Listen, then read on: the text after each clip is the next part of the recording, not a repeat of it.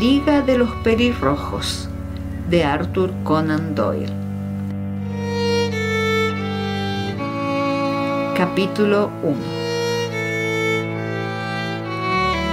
Había ido yo a visitar a mi amigo el señor Sherlock Holmes cierto día de otoño del año pasado, y me lo encontré muy enzarzado en conversación con un caballero anciano muy voluminoso, de cara rubicunda y cabellera de un subido color rojo.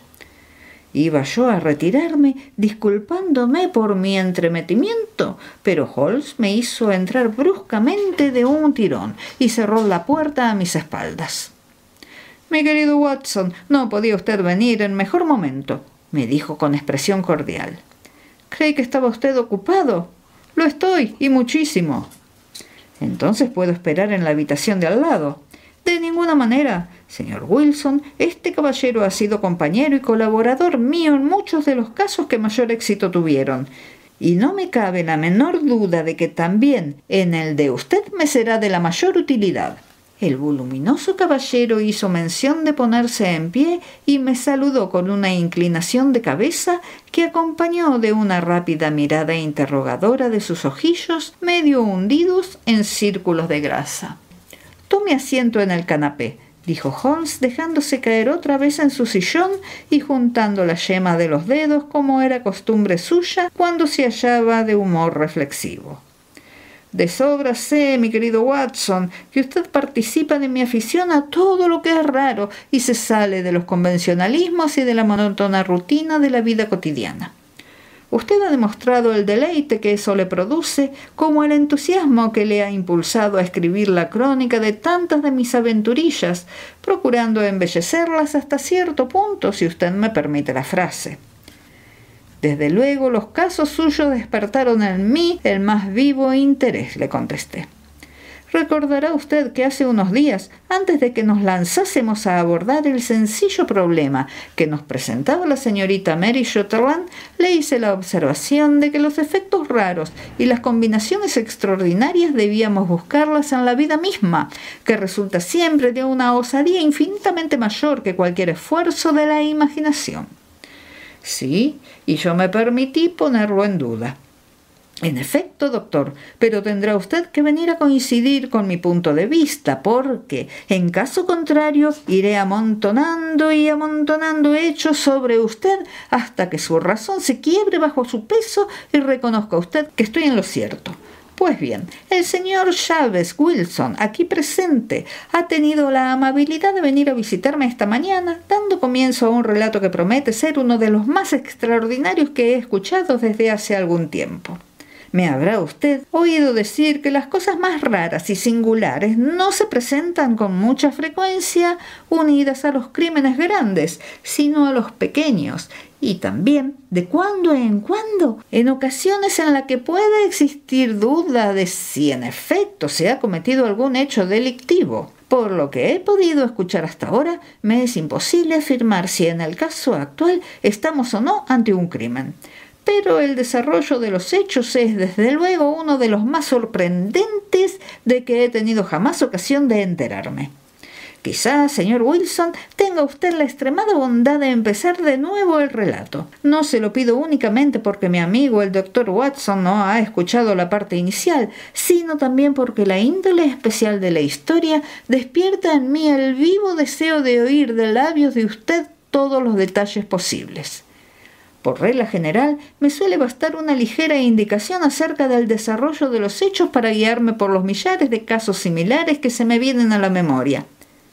Me veo obligado a confesar que en el caso actual, y según yo creo firmemente, los hechos son únicos». El voluminoso cliente enarcó el pecho como si aquello le enorgulleciera un poco y sacó del bolsillo interior de su gabán un periódico sucio y arrugado. Mientras él repasaba la columna de anuncios, adelantando la cabeza, después de alisar el periódico sobre sus rodillas, yo lo estudié a él detenidamente, esforzándome, a la manera de mi compañero, por descubrir las indicaciones que sus ropas y su apariencia exterior pudieran proporcionarme. No saqué, sin embargo, mucho de aquel examen. A juzgar por todas las señales, nuestro visitante era un comerciante inglés de tipo corriente, obeso, solemne y de lenta comprensión. Vestía unos pantalones abolsados, de tela de pastor, a cuadros grises, una levita negra y no demasiado limpia, desabrochada adelante, chaleco gris amarillento con albertina de pesado metal, de la que colgaba para adorno un trozo también de metal cuadrado y agujereado. A su lado, sobre una silla, había un raído sombrero de copa y un gabán marrón descolorido con el arrugado cuello de terciopelo. En resumidas cuentas, y por mucho que yo lo mirase, nada de notable distinguía en aquel hombre, fuera de su pelo rojo vivísimo y la expresión de disgusto y de pesar extremados que se leía en sus facciones. La mirada despierta de Sherlock Holmes me sorprendió en mi tarea, y mi amigo movió la cabeza, sonriéndome, en respuesta a las miradas mías interrogadoras. Fuera de los hechos evidentes de que en tiempos estuvo dedicado a trabajos manuales, de que toma rapé, de que es francmasón, de que estuvo en China y de que en estos últimos tiempos ha estado muy atareado en escribir, no puedo sacar nada más en limpio. El señor Jabez Wilson se irguió en su asiento, puesto el dedo índice sobre el periódico, pero con los ojos en mi compañero. «Pero por vida mía, ¿cómo ha podido usted saber todo eso, señor Holmes? ¿Cómo averiguó, por ejemplo, que yo he realizado trabajos manuales? Todo lo que ha dicho es tan verdad como el Evangelio, y empecé mi carrera como carpintero de un barco». «Por sus manos, señor. La derecha es un número mayor de medida que su mano izquierda.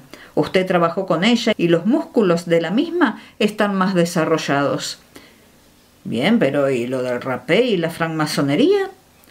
No quiero hacer una ofensa a su inteligencia explicándole de qué manera he descubierto eso, especialmente porque, contrariando bastante las reglas de vuestra orden, usa usted un alfiler de corbata que representa un arco y un compás. Ah, se me había pasado eso por alto. ¿Pero y lo de la escritura? ¿Y qué otra cosa puede significar el que el puño derecho de su manga esté tan lustroso en una anchura de 5 pulgadas, mientras que el izquierdo muestra una superficie lisa cerca del codo, indicando el punto en que lo apoya sobre el pupitre? Bien, ¿y lo de China? El pez que lleva usted tatuado más arriba de la muñeca solo ha podido ser dibujado en China.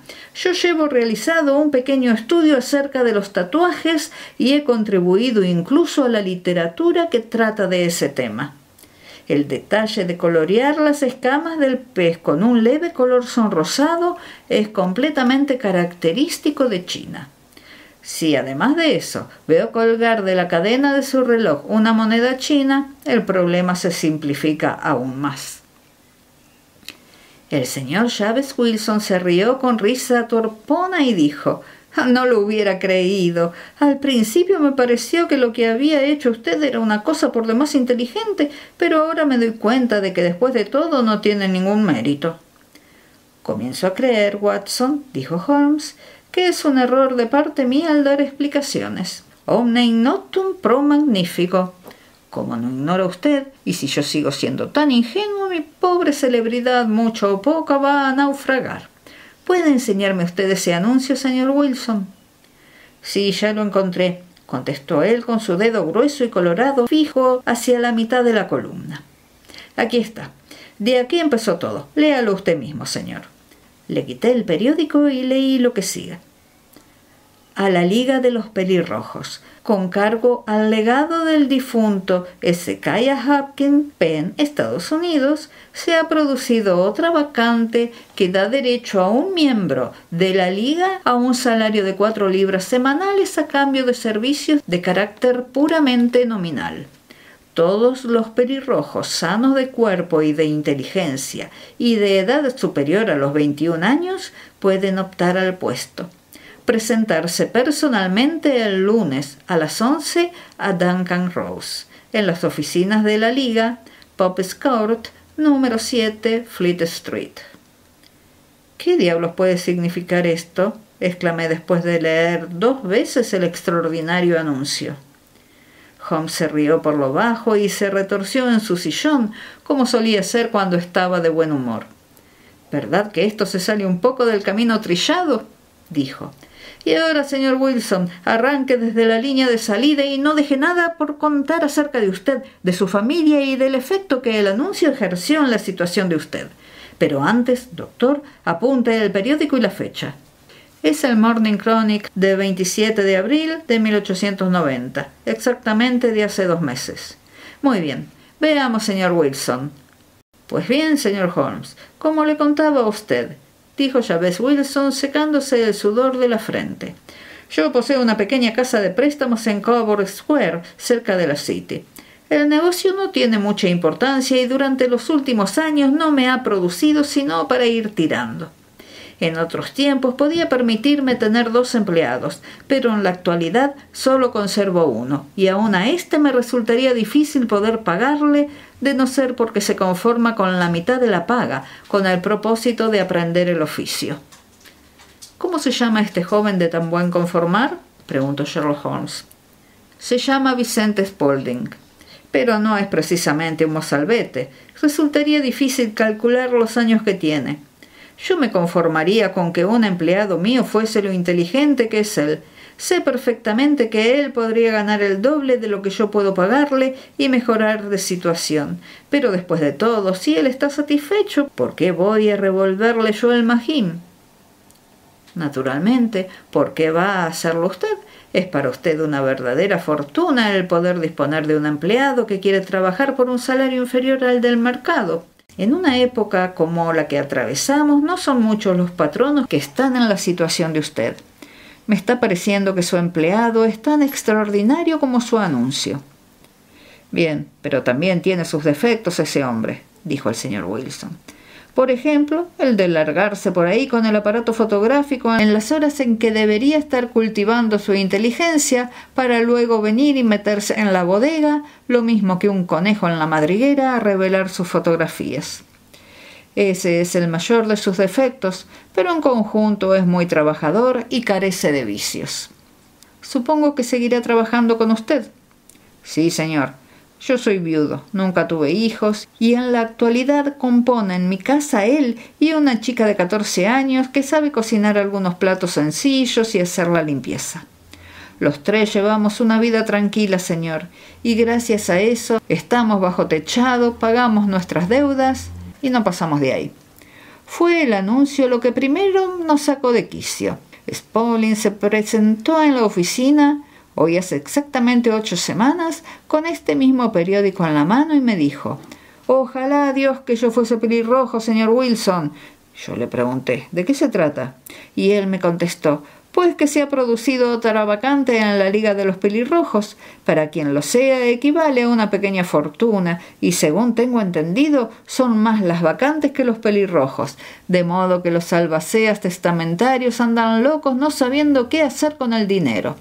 Si mi pelo cambiase de color, ahí tenía yo un huequecito a pedir de boca donde meterme. «Pero bueno, ¿de qué se trata?», le pregunté. «Mire, señor Holmes, yo soy un hombre muy de su casa. Como el negocio vino a mí, en vez de ir yo en busca del negocio, se pasan semanas enteras sin que yo ponga el pie fuera del felpudo de la puerta local. Por esa razón vivía sin enterarme mucho de las cosas de fuera y recibía con gusto cualquier noticia». «¿Nunca oyó usted hablar de la Liga de los Pelirrojos?», me preguntó con asombro. «Nunca». «Sí que es extraño, siendo como es usted uno de los candidatos elegibles para ocupar las vacantes». «¿Y qué supone en dinero?», le pregunté. «Una minucia, nada más que un par de centenares de libras al año, pero casi sin trabajo y sin que le impidan gran cosa dedicarse a sus propias ocupaciones. Se imaginará usted fácilmente que eso me hizo afinar el oído, ya que mi negocio no marchaba demasiado bien desde hacía algunos años, y un par de centenares de libras más me habrían venido de perlas». «Explíqueme bien ese asunto», le dije. «Pues bien», me contestó mostrándome el anuncio. «Usted puede ver por sí mismo que la Liga tiene una vacante y en el mismo anuncio viene la dirección en que puede pedir todos los detalles». Según a mí se me alcanza, la liga fue fundada por un millonario norteamericano, Hezekiah Hopkins, hombre raro en sus cosas. Era pelirrojo y sentía mucha simpatía por los pelirrojos. Por eso, cuando él falleció, se vino a saber que había dejado su enorme fortuna encomendada a los albaceas con las instrucciones pertinentes a fin de proveer de empleos cómodos a cuantos hombres tuviesen el pelo de ese mismo color. Por lo que he oído decir, el sueldo es espléndido y el trabajo escaso. Yo le contesté, pero serán millones de pelirrojos que lo soliciten. No tantos como usted imagina, me contestó. Fíjese en que el ofrecimiento está limitado a los londinenses y a hombres mayores de edad. El norteamericano en cuestión marchó de Londres en su juventud y quiso favorecer a su vieja y querida ciudad. Me han dicho además que es inútil solicitar la vacante cuando se tiene el pelo de un rojo claro o de un rojo oscuro. El único que vale es el color rojo auténtico, vivo, llameante, rabioso. Si le interesase solicitar la plaza, señor Wilson, no tiene sino presentarse, aunque quizá no valga la pena para usted el molestarse por unos pocos centenares de libras. La verdad es, caballeros, como ustedes mismos pueden verlo, que mi pelo es de un rojo vivo y brillante, por lo que me pareció que si se celebraba un concurso, yo tenía tantas probabilidades de ganarlo como el que más de cuantos pelirrojos había encontrado en mi vida. Vicente Spaulding parecía tan enterado del asunto que pensé que podría serme de utilidad, de modo pues que le di la orden de echar los postigos por aquel día y de acompañarme inmediatamente. Le cayó muy bien lo de tener un día de fiesta, de modo pues que cerramos el negocio y marchamos hacia la dirección que figuraba en el anuncio. Yo no creo que vuelva a contemplar un espectáculo como aquel en mi vida, señor Holmes. Procedentes del norte, del sur, del este y del oeste, todos cuantos hombres tenían un algo de rubicundo en los cabellos se habían llegado a la cita y respondiendo al anuncio. Fleet Street estaba obstruida de pelirrojos y Pop Scar producía la impresión del carrito de un vendedor de naranjas. Jamás pensé que pudieran ser tantos en el país como los que se congregaron por un solo anuncio. Los había allí de todos los matices: rojo pajizo, limón, naranja, ladrillo, cerro setter, irlandés, hígado, arcilla. Pero según hizo notar Spaulding, no eran muchos los de un auténtico rojo vivo y llameante. Viendo que eran tantos los que esperaban, estuve a punto de renunciar de puro desánimo. Pero Spaulding no quiso ni oír hablar de semejante cosa. Yo no sé cómo se las arregló, pero el caso es que a fuerza de empujar a este, apartar al otro y chocar con el de más allá, me hizo cruzar por entre aquella multitud, llevándome hasta la escalera que conducía a las oficinas. «Fue la suya una experiencia divertidísima», comentó Holmes, mientras su cliente se callaba y refrescaba su memoria con un pellizco de rapé. «Prosiga, por favor, el interesante relato». En la oficina no había sino un par de sillas de madera y una mesa de tabla a la que estaba sentado un hombre pequeño y cuyo pelo era aún más rojo que el mío. Conforme se presentaban los candidatos, les decía algunas palabras, pero siempre se las arreglaba para descalificarlos por algún defectillo. Después de todo, no parecía cosa tan sencilla el ocupar una vacante. Pero cuando nos llegó la vez a nosotros, el hombrecito se mostró más inclinado hacia mí que hacia todos los demás y cerró la puerta cuando estuvimos dentro a fin de poder conversar reservadamente con nosotros. «Este señor se llama Jabez Wilson», le dijo mi empleado, «y desearía ocupar la vacante que hay en la liga». «Por cierto que se ajusta a maravilla para el puesto», contestó el otro. «Reúne todos los requisitos. No recuerdo desde cuándo no he visto pelo tan hermoso». Dio un paso atrás, torció a un lado la cabeza y me estuvo contemplando el pelo hasta que me sentí invadido de rubor. y de pronto se abalanzó hacia mí, me dio un fuerte apretón de manos y me felicitó calurosamente por mi éxito. «El titubear constituiría una injusticia», dijo, «pero estoy seguro de que sabrá disculpar el que yo tome una precaución elemental». Y acto continuo me agarró del pelo con ambas manos y tiró hasta hacerme gritar de dolor. Al soltarme me dijo: «Tiene usted lágrimas en los ojos, de lo cual deduzco que no hay trampa. Es preciso que tengamos sumo cuidado, porque ya hemos sido engañados en 2 ocasiones, una de ellas con peluca postiza y la otra con el tinte. Podría contarle a usted anécdotas del empleo de cera de zapatero remendón como para que se asquease de la condición humana». Dicho esto, se acercó a la ventana y anunció a voz en grito a los que estaban debajo que había sido ocupada la vacante.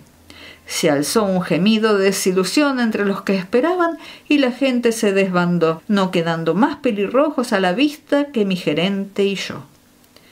«Me llamo Duncan Rose», dijo éste, «y soy uno de los que cobran pensión procedente del legado de nuestro noble bienhechor. ¿Es usted casado, señor Wilson? ¿Tiene usted familia?». Contesté que no la tenía. La cara de aquel hombre se nubló en el acto y me dijo con mucha gravedad: «Vaya por Dios, qué inconveniente más grande. Cuánto lamento oírle decir eso. Como es natural, la finalidad del legado es la de que aumenten y se propaguen los pelirrojos, y no solo su conservación. Es una gran desgracia que usted sea un hombre sin familia». También mi cara se nubló al oír aquello, señor Holmes, viendo que después de todo se me escapaba la vacante, pero después de pensarlo por espacio de algunos minutos, sentenció que eso no importaba. «Tratándose de otro», dijo, «esa objeción podría ser fatal, pero estiraremos la cosa en favor de una persona de un pelo como el suyo. ¿Cuándo podrá usted hacerse cargo de sus nuevas obligaciones?» «Hay un pequeño inconveniente, puesto que yo tengo un negocio mío», contesté. «Oh, no se preocupe por eso, señor Wilson», dijo Vicente Spaulding. «Yo me cuidaré de su negocio». «¿Cuál será el horario?», pregunté. «De 10 a 2. Pues bien, el negocio de préstamos se hace precisamente a eso del anochecido, señor Holmes, especialmente los jueves y los viernes, es decir, los días anteriores al de paga. Me venía, pues, perfectamente el ganarme algún dinerito por las mañanas. Además, yo sabía que mi empleado es una buena persona y que atendería a todo el que se presentase. Ese horario me convendría perfectamente, le dije. ¿Y el sueldo? 4 libras a la semana. ¿En qué consistirá el trabajo? El trabajo es puramente nominal. ¿Qué entiende usted por puramente nominal? Pues que durante esas horas tendrá usted que hacer acto de presencia en esta oficina, o por lo menos en este edificio. Si usted se ausenta del mismo, pierde para siempre su empleo. Sobre este punto es terminante el testamento. Si usted se ausenta de la oficina en estas horas, falta a su compromiso. «Son nada más que 4 horas al día y no se me ocurrirá ausentarme», le contesté. «Si lo hiciese, no le valdrían excusas», me dijo el señor Duncan Rose. «Ni por enfermedad, negocios ni nada. Usted tiene que permanecer aquí, so pena de perder la colocación». «¿Y el trabajo?» «Consiste en copiar la Enciclopedia Británica. En este estante tiene usted el primer volumen. Usted tiene que procurarse tinta, plumas y papel secante, pero nosotros le suministramos esta mesa y esta silla. ¿Puede usted empezar mañana?» «Desde luego que sí», le contesté. «Entonces, señor Jabez Wilson, adiós, y permítame felicitarle una vez más por el importante empleo que ha tenido usted la buena suerte de conseguir». Se despidió de mí con una reverencia, indicándome que podía retirarme, y yo me volví a casa con mi empleado sin saber casi qué decir ni qué hacer, de tan satisfecho como estaba con mi buena suerte. Pues bien, me pasé el día dando vueltas en mi cabeza al asunto, y para cuando llegó la noche volví a sentirme abatido porque estaba completamente convencido de que todo aquello no era sino una broma o una superchería, aunque no acertaba a imaginarme qué finalidad podía proponerse. Parecía completamente imposible que hubiese nadie capaz de hacer un testamento semejante y de pagar un sueldo como aquel por un trabajo tan sencillo como el de copiar la Enciclopedia Británica. Vicente Spaulding hizo todo cuanto le fue posible por darme ánimos, pero a la hora de acostarme había yo acabado por desechar del todo la idea. Sin embargo, cuando llegó la mañana resolví ver en qué quedaba aquello. Compré un frasco de tinta de apenique, me proveí de una pluma de escribir y de 7 pliegos de papel de oficio y me puse en camino para Pope's Court. Con gran sorpresa y satisfacción mía, encontré las cosas todo lo bien que podían estar. La mesa estaba a punto y el señor Duncan Rose presente para cerciorarse de que yo me ponía a trabajar. Me señaló para empezar la letra A y luego se retiró, pero de cuando en cuando aparecía por allí para comprobar que yo seguía en mi sitio. A las 2 me despidió, me felicitó por la cantidad de trabajo que había hecho y cerró la puerta del despacho después de salir yo. Un día tras otro, las cosas siguieron de la misma forma y el gerente se presentó el sábado poniéndome encima de la mesa 4 soberanos de oro en pago del trabajo que yo había realizado durante la semana. Lo mismo ocurrió la semana siguiente y la otra. Me presenté todas las mañanas a las 10 y me ausenté a las 2.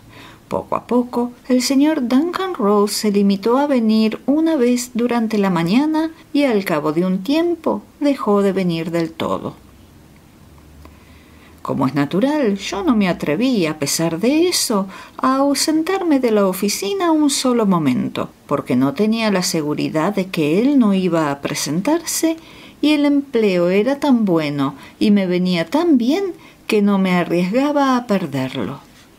Transcurrieron de idéntica manera 8 semanas, durante las cuales yo escribí lo referente a los abades, arqueros, armaduras, arquitectura y ática, esperanzado de llegar, a fuerza de diligencia, muy pronto a la B. Me gasté algún dinero en papel de oficio y ya tenía casi lleno un estante con mis escritos. Y de pronto se acaba todo el asunto. ¿Que se acabó? Sí, señor, y eso ha ocurrido esta mañana mismo. Me presenté como de costumbre al trabajo a las 10, pero la puerta estaba cerrada con llave y en mitad de la hoja de la misma, clavado con una tachuela, había un trocito de cartulina. Aquí lo tiene, puede leerlo usted mismo. Nos mostró un trozo de cartulina blanca más o menos del tamaño de un papel de cartas que decía lo siguiente: ha quedado disuelta la Liga de los Pelirrojos, 9 de octubre 1890. Sherlock Holmes y yo examinamos aquel breve anuncio y la cara afligida que había detrás del mismo, hasta que el lado cómico del asunto se sobrepuso de tal manera a toda otra consideración que ambos rompimos en una carcajada estruendosa. «Yo no veo que la cosa tenga nada de divertida», exclamó nuestro cliente sonrojándose hasta la raíz de sus rojos cabellos. «Si no pueden ustedes hacer en favor mío otra cosa que reírse, me dirigiré a otra parte». «No, no», le contestó Holmes empujándolo hacia el sillón del que había empezado a levantarse. «Por nada del mundo me perdería yo este asunto suyo.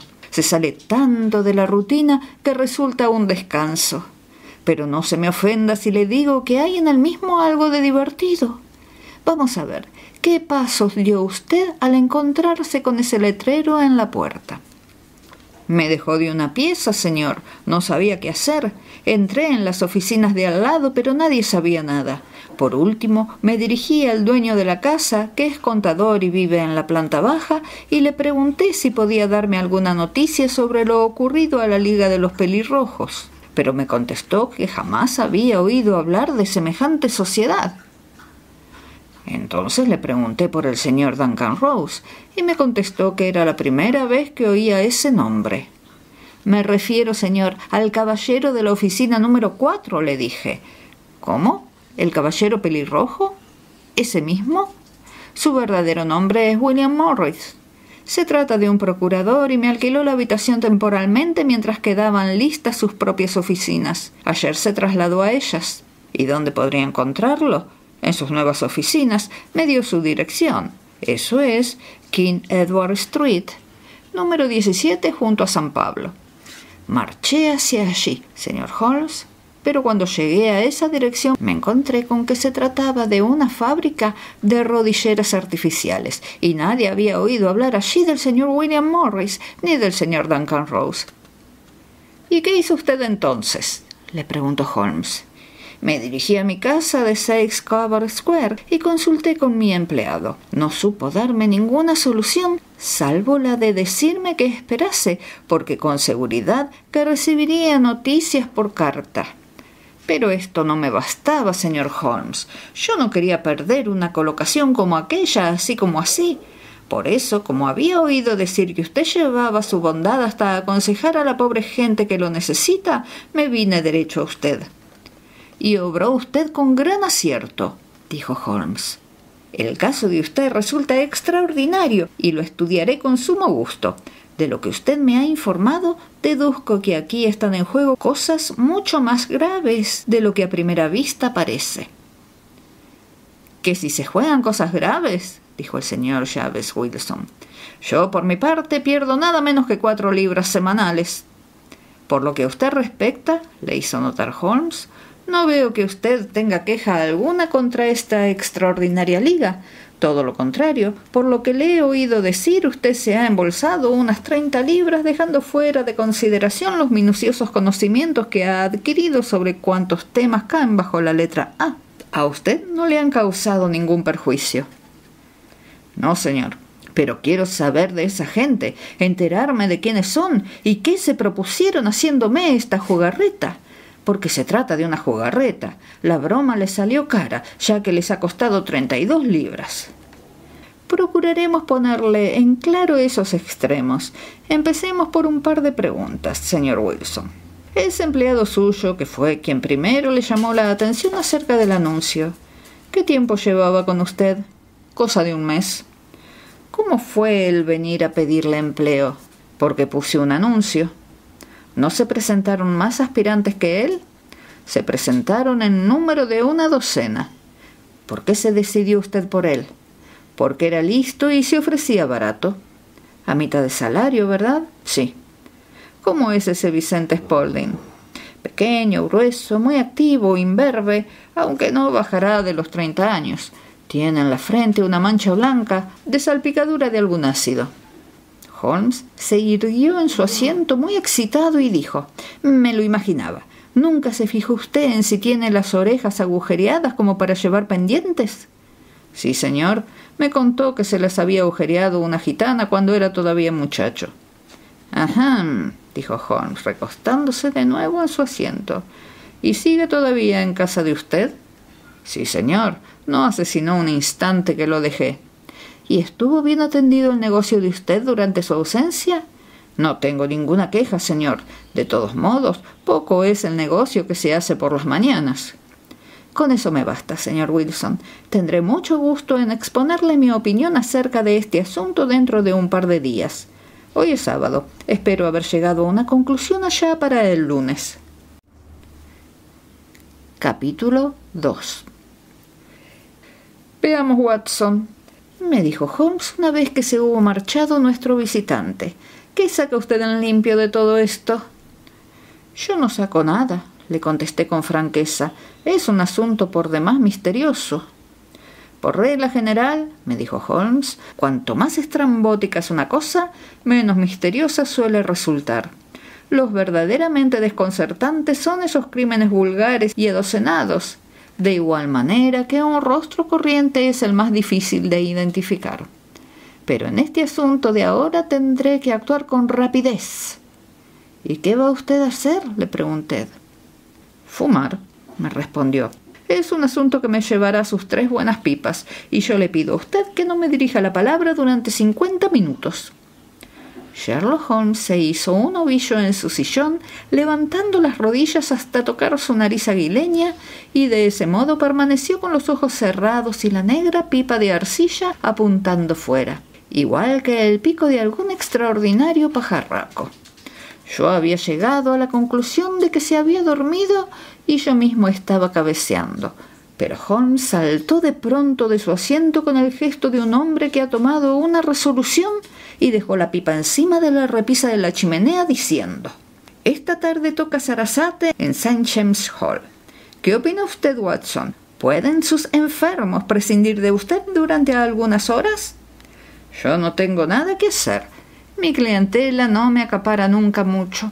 «En ese caso, póngase el sombrero y acompáñeme. Pasaré primero por la City y por el camino podemos almorzar alguna cosa. Me he fijado en que el programa incluye mucha música alemana que resulta más de mi gusto que la italiana y la francesa. Es música introspectiva y yo quiero hacer un examen de conciencia. Vamos». Hasta Aldersgate hicimos el viaje en el ferrocarril subterráneo. Un corto paseo nos llevó hasta Saxe-Coburg Square, escenario del extraño relato que habíamos escuchado por la mañana. Era esa una placita ahogada, pequeña, de quiero y no puedo, en la que 4 hileras de desasiadas casas de ladrillo de 2 pisos miraban a un pequeño cercado de verjas, dentro del cual una raquítica cespedera y unas pocas matas de ajado laurel luchaban valerosamente contra una atmósfera cargada de humo y adversa.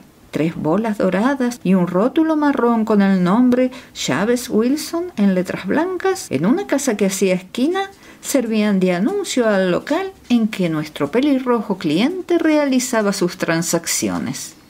Sherlock Holmes se detuvo delante del mismo, ladeó la cabeza y lo examinó detenidamente con ojos que brillaban entre sus encogidos párpados. Después caminó despacio calle arriba y luego calle abajo hasta la esquina, siempre con la vista clavada en los edificios. Regresó por último hasta la casa del prestamista y después de golpear con fuerza 2 o 3 veces en el suelo con el bastón, se acercó a la puerta y llamó. Abrió en el acto un joven de aspecto despierto, bien afeitado, y le invitó a entrar. «No, gracias, quería solo preguntar por dónde se va a Strand», dijo Holmes. «3 a la derecha y luego 4 a la izquierda», contestó el empleado apresurándose a cerrar. «He ahí un individuo listo», comentó Holmes cuando nos alejábamos. «En mi opinión es el 4º en listeza de Londres y en cuanto a audacia, quizá pueda aspirar a ocupar el 3er lugar. He tenido antes de ahora ocasión de intervenir en asuntos relacionados con él». «Es evidente», dije yo, «que el empleado del señor Wilson entre por mucho en este misterio de la Liga de los Pelirrojos. Estoy seguro de que usted le preguntó el camino únicamente para tener ocasión de echarle la vista encima». «No a él». «¿A quién entonces?» «A las rodilleras de sus pantalones». «¿Y qué vio usted en ellas?» «Lo que esperaba ver». «¿Y por qué golpeó usted el suelo de la acera?» «Mi querido doctor, estos son momentos de observar, no de hablar. Somos espías en campo enemigo. Ya sabemos algo de Saxe-Coburg Square. Exploremos ahora las travesías que tienen en su parte posterior». La carretera por la que nos metimos al doblar la esquina de la apartada plaza de Saxe-Coburg presentaba con esta el mismo contraste que la cara de un cuadro con su reverso.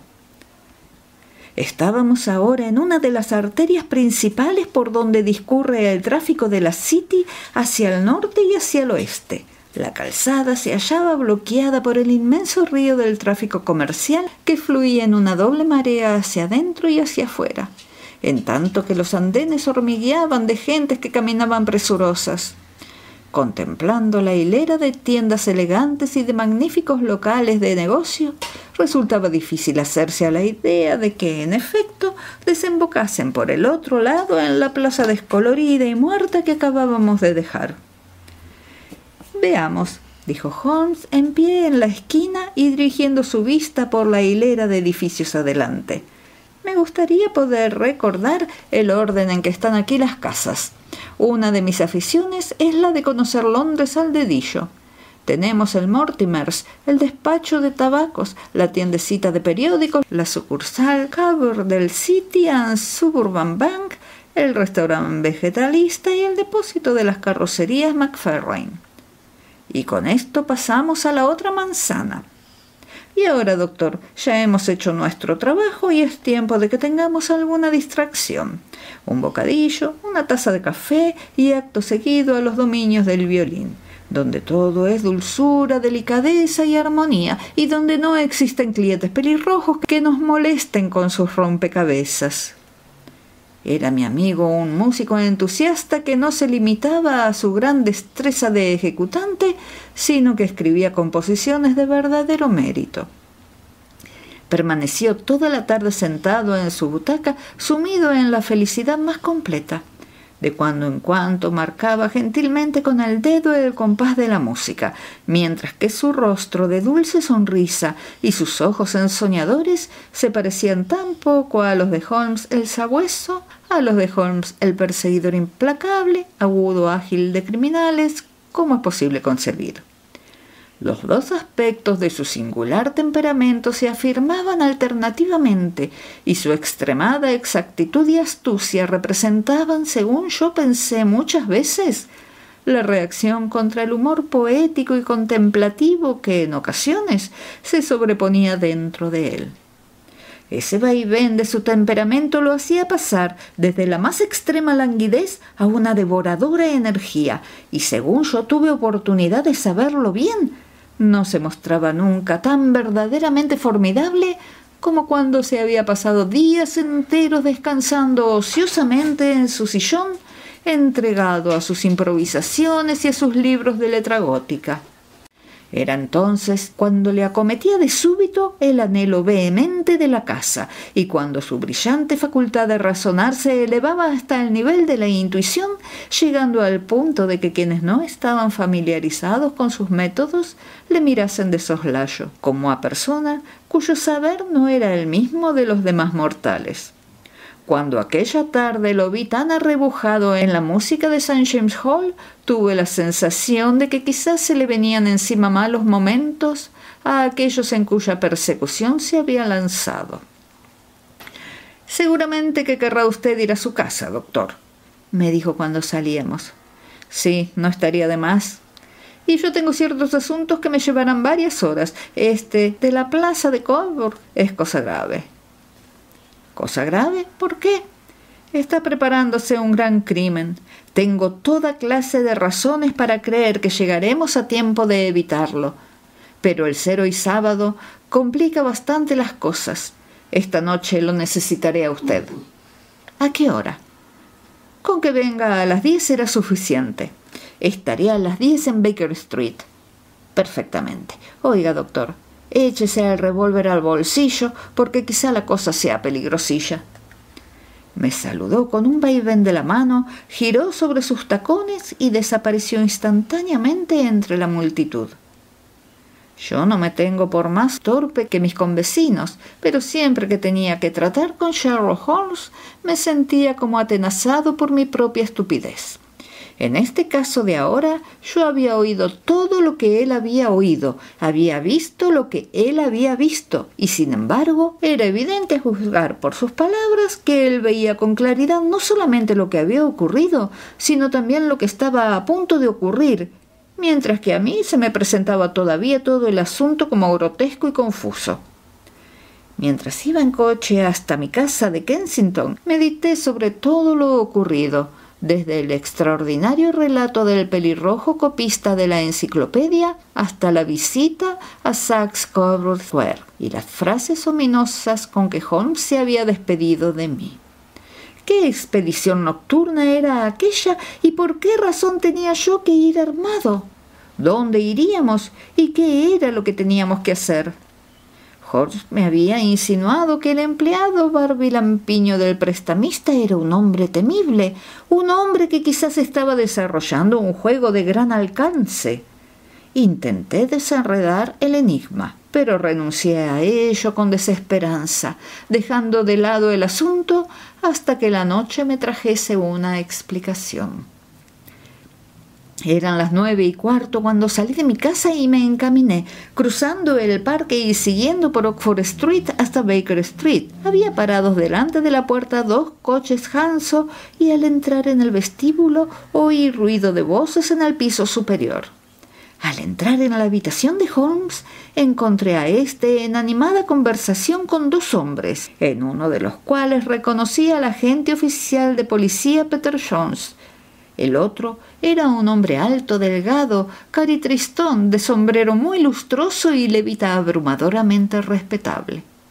«Ajá, ya está completa nuestra expedición», dijo Holmes, abrochándose la zamarra de marinero y cogiendo del perchero su pesado látigo de caza. «Creo que usted, Watson, conoce ya al señor Jones de Scotland Yard. Permítame que le presente al señor Merryweather, que será esta noche compañero nuestro de aventuras». «Otra vez salimos de casa por parejas, como usted ve, doctor», me dijo Jones con su prosopopeya habitual. «Este amigo nuestro es asombroso para levantar la pieza. Lo que él necesita es un perro viejo que le ayude a cazarla». «Espero que al final de nuestra caza no resulte que hemos estado persiguiendo fantasmas», comentó lúgubre el señor Merryweather. «Caballero, puede usted depositar una buena dosis de confianza en el señor Holmes», dijo con engreimiento el agente de policía. «Él tiene pequeños métodos propios y estos son, si él no se ofende porque yo se lo diga, demasiado teóricos y fantásticos. Pero lleva dentro de sí mismo a un detective hecho y derecho.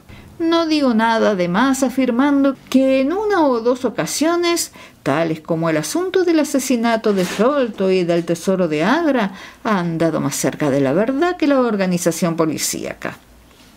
«Me basta con que diga usted eso, señor Jones», respondió con deferencia el desconocido, «pero reconozco que echo de menos mi partida de cartas. Por vez primera en 27 años dejo de jugar mi partida de cartas un sábado por la noche». «Creo», le hizo notar Sherlock Holmes, «que esta noche se juega usted algo de mucha mayor importancia que todo lo que se ha jugado hasta ahora y que la partida le resultará más emocionante. Usted, señor Merryweather, se juega unas 30.000 libras esterlinas y usted, Jones, la oportunidad de echarle el guante al individuo a quien anda buscando. A John Clay, asesino, ladrón, quebrado, fraudulento y falsificador. Se trata de un individuo joven, señor Merryweather, pero marcha a la cabeza de su profesión y preferiría esposarlo a él mejor que ningún otro de los criminales de Londres. Ese John Clay es hombre extraordinario. Su abuelo era duque de sangre real y el nieto cursó estudios en Eton y en Oxford. Su cerebro funciona con tanta destreza como sus manos, y aunque encontramos rastros suyos a la vuelta de cada esquina, jamás sabemos dónde dar con él. Esta semana violenta una casa en Escocia y a la siguiente va y viene por Cornwall recogiendo fondos para construir un orfanato. Llevo persiguiéndolo varios años y nunca pude ponerle los ojos encima. Espero tener el gusto de presentárselo esta noche. También yo he tenido mis más y mis menos con el señor John Clay, y estoy de acuerdo con usted en que va a la cabeza de su profesión. Pero son ya las 10 bien pasadas, y es hora de que nos pongamos en camino. Si ustedes suben en el primer coche, Watson y yo los seguiremos en el segundo». Sherlock Holmes no se mostró muy comunicativo durante nuestro largo trayecto en coche y se arrellanó en su asiento tarareando melodías que había oído aquella tarde. Avanzamos traqueteando por un laberinto inacabable de calles alumbradas con gas y desembocamos por fin en Farringdon Street. «Ya estamos llegando», comentó mi amigo. «Ese Merryweather es director de un banco y el asunto le interesa de una manera personal». Me pareció asimismo bien el que nos acompañase Jones. No es mala persona, aunque en su profesión resulte un imbécil perfecto. Posee una positiva buena cualidad. Es valiente como un bulldog y tan tenaz como una langosta cuando cierra sus garras sobre alguien. Ya hemos llegado y nos esperan. Estábamos en la misma concurrida arteria que habíamos visitado por la mañana. Despedimos a nuestros coches y, guiados por el señor Merryweather, nos metimos por un estrecho pasaje y cruzamos una puerta lateral que se abrió al llegar nosotros. Al otro lado había un corto pasillo que terminaba en una pesadísima puerta de hierro. También ésta se abrió, dejándonos pasar a una escalera de piedra y en curva que terminaba en otra formidable puerta. El señor Merriweather se detuvo para encender una linterna y luego nos condujo por un corredor oscuro y que olía a tierra. Luego, después de abrir una tercera puerta, desembocamos en una inmensa bóveda o bodega en que había amontonadas por todo su alrededor jaulas de embalaje con cajas macizas dentro. «Desde arriba no resulta usted muy vulnerable», hizo notar Holmes, manteniendo en alto la linterna y revisándolo todo con la mirada. «Ni desde abajo», dijo el señor Merriweather, golpeando con su bastón a las losas con que estaba empedrado el suelo. «Por vida mía, esto suena hueco», exclamó alzando sorprendido la vista. «Me veo obligado a pedir a usted que permanezca un poco más tranquilo», le dijo con severidad Holmes. «Acaba usted de poner en peligro todo el éxito de la expedición. ¿Puedo pedirle que tenga la bondad de sentarse encima de una de estas cajas sin intervenir en nada?» El solemne señor Merriweather se encaramó a una de las jaulas de embalaje mostrando gran disgusto en su cara, mientras Holmes se arrodillaba en el suelo y, sirviéndose de la linterna y de una lente de aumento, comenzó a escudriñar minuciosamente las rendijas entre losa y losa. Le bastaron pocos segundos para llegar al convencimiento, porque se puso ágilmente en pie y se guardó su lente en el bolsillo. «Tenemos por delante lo menos una hora», dijo a modo de comentario, «porque nada pueden hacer mientras el prestamista no se haya metido en la cama. Pero cuando esto ocurra, pondrán inmediatamente manos a la obra, pues cuanto antes le den fin, más tiempo les quedará para la fuga. Doctor, en este momento nos encontramos, según usted habrá ya adivinado, en los sótanos de la sucursal que tiene en la City uno de los principales bancos londinenses. El señor Merriweather es el presidente del consejo de dirección y él explicará a usted por qué razones puede esta bodega despertar ahora mismo vivo interés en los criminales más audaces de Londres». «Se trata del oro francés que aquí tenemos», cuchicheó el director. «Hemos recibido ya varias advertencias de que quizás se llevase a cabo una tentativa para robárnoslo». «¿El oro francés?» «Sí. Hace algunos meses se nos presentó la conveniencia de reforzar nuestros recursos y para ello tomamos en préstamo 30.000 napoleones oro al Banco de Francia. Ha corrido la noticia que no habíamos tenido necesidad de desempaquetar el dinero y que éste se encuentra aún en nuestra bodega. Esta jaula sobre la que estoy sentado encierra 2.000 napoleones empaquetados entre capas superpuestas de plomo. En este momento nuestras reservas en oro son mucho más elevadas de lo que es corriente guardar en una sucursal y el consejo de dirección tenía sus recelos por este motivo». «Recelos que estaban muy justificados», hizo notar Holmes. «Es hora ya de que pongamos en marcha nuestros pequeños planes.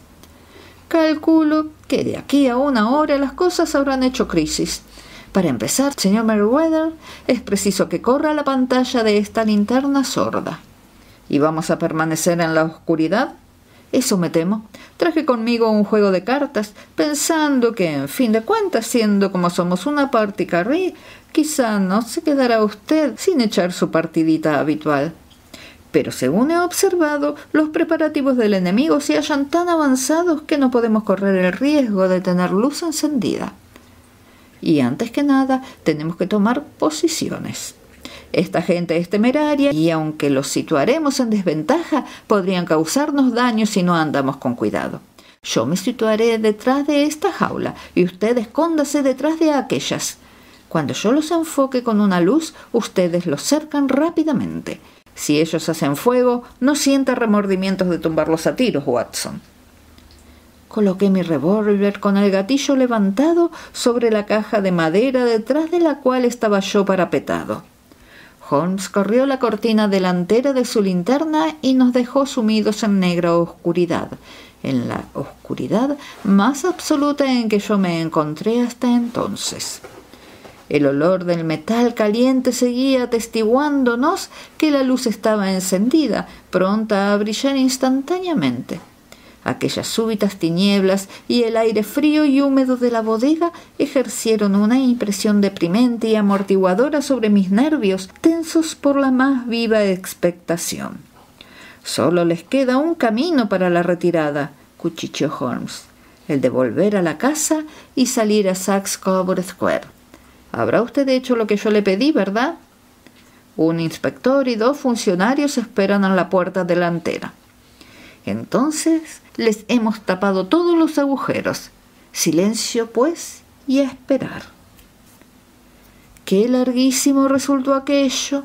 Comparando notas más tarde, resulta que la espera fue de 1 hora y cuarto, pero yo tuve la sensación de que había transcurrido la noche y que debía de estar alboreando por encima de nuestras cabezas. Tenía los miembros entumecidos y cansados porque no me atrevía a cambiar de postura, pero mis nervios habían alcanzado el más alto punto de tensión y mi oído se había agudizado hasta el punto de que no solo escuchaba la suave respiración de mis compañeros, sino que distinguía por su mayor volumen la inspiración del voluminoso Jones, de la nota suspirante del director del banco.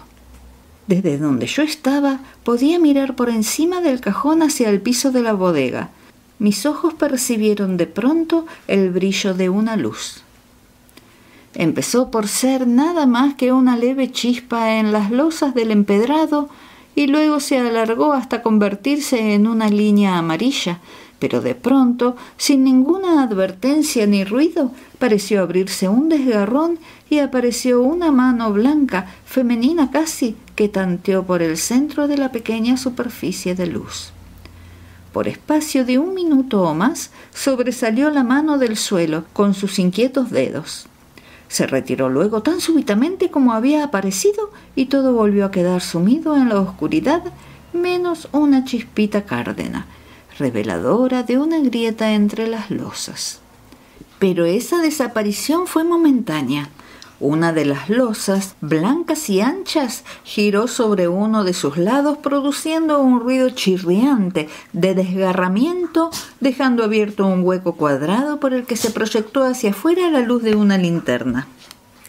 Asomó por encima de los bordes una cara barbilampiña, infantil, que miró con gran atención a su alrededor y luego, haciendo palanca con las manos a un lado y otro de la abertura, se lanzó hasta sacar primero los hombros, luego la cintura y apoyó por fin una rodilla encima del borde.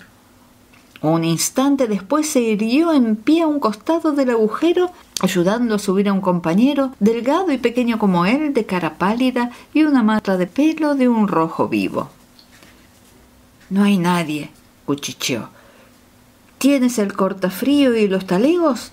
Válgame Dios, salta, Archie, salta, yo le haré frente». Sherlock Holmes había saltado de su escondite agarrando al intruso por el cuello de la ropa. El otro se zambulló en el agujero y yo pude oír el desgarrón de sus faldones en los que Jones había hecho presa. Centelleó la luz en el cañón de un revólver, pero el látigo de caza de Holmes cayó sobre la muñeca del individuo y el arma fue a parar al suelo, produciendo un ruido metálico sobre las losas. «Es inútil, John Clay», le dijo Holmes sin alterarse. «No tiene usted la menor probabilidad a su favor». «Ya lo veo», contestó el otro con la mayor sangre fría. «Supongo que mi compañero está a salvo, aunque por lo que veo se han quedado ustedes con las colas de su chaqueta». «Le esperan 3 hombres a la puerta», le dijo Holmes. «¿Así? Por lo visto no se le ha escapado a usted detalle. Le felicito». «¿Y yo a usted?», le contestó Holmes. «Su idea de los pelirrojos tuvo gran novedad y eficacia». «Enseguida va usted a encontrarse con su compinche», dijo Jones. «Es más ágil que yo descolgándose por los agujeros. Alargue las manos mientras le coloco las pulseras». «Haga el favor de no tocarme con sus manos sucias», comentó el preso en el momento en que se oyó el clic de las esposas al cerrarse. «Quizá ignore que corre por mis venas sangre real. Tenga también la amabilidad de darme el tratamiento de señor y de pedirme las cosas por favor». «Perfectamente», dijo Jones abriendo los ojos y con una risita. ¿Se digna, señor, caminar escaleras arriba para que podamos llamar a un coche y conducir a Su Alteza hasta la comisaría? Así está mejor, contestó John Clay serenamente. Nos saludó a los tres con una gran inclinación cortesana y salió de allí tranquilo, custodiado por el detective. Señor Holmes, dijo el señor Merriweather mientras íbamos tras ellos después de salir de la bodega, yo no sé cómo podrá el banco agradecérselo y recompensárselo. No cabe duda de que usted ha sabido descubrir y desbaratar del modo más completo una de las tentativas más audaces de robo de bancos que yo he conocido. Tenía mis pequeñas cuentas que saldar con el señor John Clay, contestó Holmes. El asunto me ha ocasionado algunos pequeños desembolsos que espero que el banco me reembolsará. Fuera de eso, estoy ampliamente recompensado por esta experiencia que es en muchos aspectos única, y con haberme podido enterar del extraordinario relato de la Liga de los Pelirrojos. Ya de mañana, sentado frente a sendos vasos de whisky con soda en Baker Street, me explicó Holmes. Comprenda usted, Watson, resultaba evidente desde el principio que la única finalidad posible de ese fantástico negocio del anuncio de la Liga y del copiar la enciclopedia tenía que ser el alejar durante un número determinado de horas todos los días a ese prestamista que tiene muy poco de listo. El medio fue muy raro, pero la verdad es que habría sido difícil inventar otro mejor. Con seguridad que fue el color del pelo de su cómplice lo que sugirió la idea al cerebro ingenioso de Clay. Las 4 libras semanales eran un señuelo que forzosamente tenían que atraerlo. ¿Y qué suponía eso para ellos, que se jugaban en el asunto muchos millares? Insertan el anuncio, uno de los granujas alquila temporalmente la oficina y el otro incita al prestamista a que se presente a solicitar el empleo. Y entre los dos se las arreglan para conseguir que esté ausente todos los días laborables. Desde que me enteré de que el empleado trabajaba a mitad de sueldo, vi con claridad que tenía algún motivo importante para ocupar aquel empleo. ¿Y cómo llegó usted a adivinar ese motivo? Si en la casa hubiera habido mujeres, habría sospechado que se trataba de un vulgar enredo amoroso, pero no había que pensar en ello. El negocio que el prestamista hacía era pequeño y no había nada dentro de la casa que pudiera explicar una preparación tan complicada y un desembolso como el que estaban haciendo. Por consiguiente, era por fuerza algo que estaba fuera de la casa. ¿Qué podía ser? Me dio en qué pensar la afición del empleado a la fotografía y el truco suyo de desaparecer en la bodega. ¡La bodega! En ella estaba uno de los extremos de la complicada madeja. Pregunté detalles acerca del misterioso empleado y me encontré con que tenía que habérmelas con uno de los criminales más calculadores y audaces de Londres. Este hombre estaba realizando en la bodega algún trabajo que le exigía varias horas todos los días, y esto por espacio de meses. ¿Qué puede ser?, volví a preguntarme. No me quedaba sino pensar que estaba abriendo un túnel que desembocaría en algún otro edificio. A ese punto había llegado cuando fui a visitar el lugar de la acción. Lo sorprendí a usted cuando golpeé el suelo con mi bastón. Lo que yo buscaba era descubrir si la bodega se extendía hacia la parte delantera o hacia la parte posterior. No daba a la parte delantera. Tiré entonces de la campanilla y acudió, como yo esperaba, el empleado. Él y yo hemos librado algunas escaramuzas, pero nunca nos habíamos visto. Apenas si me fijé en su cara. Lo que yo deseaba ver eran sus rodillas. Usted mismo debió de fijarse en lo desgastadas y llenas de arrugas y de manchas que estaban. Pregonaban las horas que se había pasado socavando el agujero. Ya solo quedaba por determinar hacia dónde lo abrían. Doblé la esquina, me fijé en que el City Suburban Bank daba al local de nuestro amigo y tuve la sensación de haber resuelto el problema. Mientras usted, después del concierto, marchó en coche a su casa, yo me fui de visita a Scotland Yard y a casa del presidente del directorio del banco, con el resultado que usted ha visto. ¿Y cómo pudo usted afirmar que realizarían esta noche su tentativa?, le pregunté. Pues bien, Al cerrar las oficinas de la Liga, daban con ello a entender que ya les tenía sin cuidado la presencia del señor James Wilson, en otras palabras, que habían terminado su túnel.